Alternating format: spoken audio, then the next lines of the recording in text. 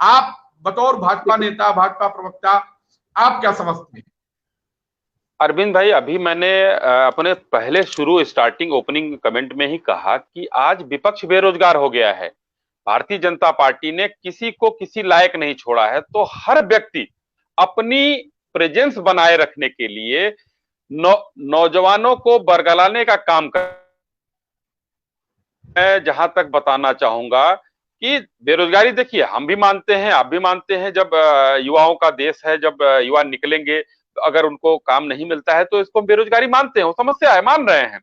लेकिन ये इसको उठाकर उभारने का काम यही विपक्षी दल कर रहे हैं, जो आज राजनीतिक बेरोजगार हो गए हैं। आपने एकदम सही बात कहा है। और मैं इसमें आपको जोड़ना चाहूंगा कि भारतीय जनता पार्टी ने कोई अभी नया काम नहीं किया। संविदा पर आज से 10 साल 15 साल पहले से लोग नौकरी कर रहे हैं।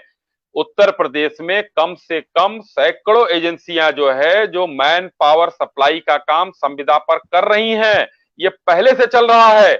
और वो लोग आज 10,000 12,000 और 8,000 में काम करने के लिए राजी है। उन एजेंसियों पर जाकर देखिए, ये लोग अपना लाइन लगा के खड़े रहते हैं। क्यों?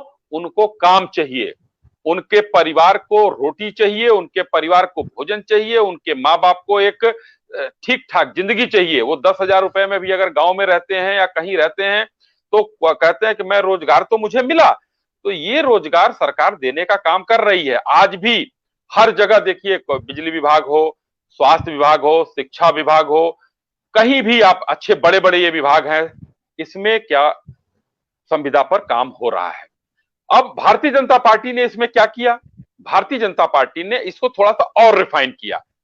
आने के बाद श्रम कानूनों में बदलाव किया। श्रम कानून बहुत पुराना चला आ रहा था, उसमें उत्तर प्रदेश में बदलाव हुआ।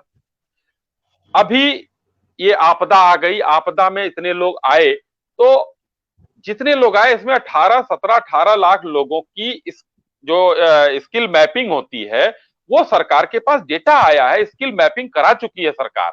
और सीआईआई जैसे और नेरेडा जैसे संस्थाओं के साथ एग्रीमेंट भी साइन हुआ है। क्योंकि मैं आपको एक उदाहरण बताऊं, मैं अभी 2 दिन पहले बेंगलोर जा रहा था।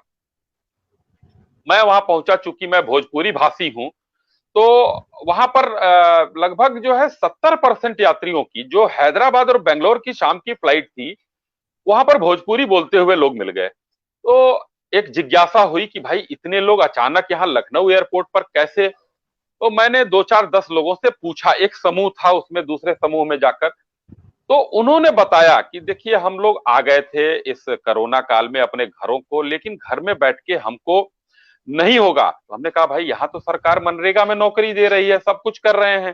तो उनका कहना है कि हम लोग वहां जाकर ज्यादा कमाते हैं।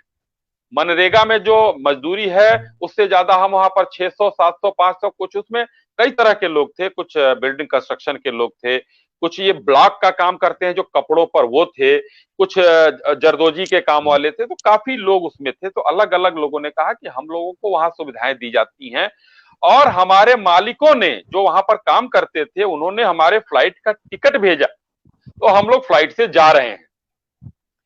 अब धीरे धीरे अरविंद जी, पटरी पर गाड़ी आ रही है और उत्तर प्रदेश ने उसकी बहुत अच्छी तैयारी की है। 20 लाख लोगों का रोजगार उपलब्ध कराने की जो बात कही गई थी सीआईआई और नेडा जैसे उसके साथ, तो जो स्किल मैपिंग हुई है उसमें ले लेंगे।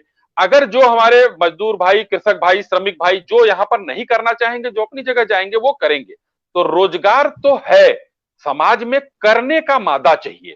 और किसी के बहकावे में ये लोग अगर नहीं आएंगे तो वो कुछ भी कर लेंगे। श्रमिक हैं, वहां पर उनके पास एक स्किल पावर है, जैसे कौशल विकास योजना की बात मैंने कही, इसमें जो लोग जी। प्रशिक्षित हैं ये सब कुछ कर लेंगे। लेकिन इनके बहकावे में वो लोग नहीं आते, वो मजदूर इनके बहकावे में नहीं आएंगे, वो सड़क पे आके वो नहीं करेंगे। सड़क पर आने वालों में कौन है? कुछ ट्रेड यूनियन के लीडर, कुछ विपक्षी दलों के लोग, और उनके साथ चंद राजनीतिक कार्यकर्ता। छात्र और श्रमिक बहुत कम आपको इन विरोध और आंदोलनों में मिलेंगे। आप कभी भी एक मीडिया के हैसियत से आप कभी भी किसी का इंटरव्यू कर लीजिए, तो उसमें आप छांट लेंगे तो 10-5% लोग जो है छात्र और नौजवान होंगे, बाकी इनके कार्यकर्ता ही रहते हैं जो ये विरोध कर रहे हैं।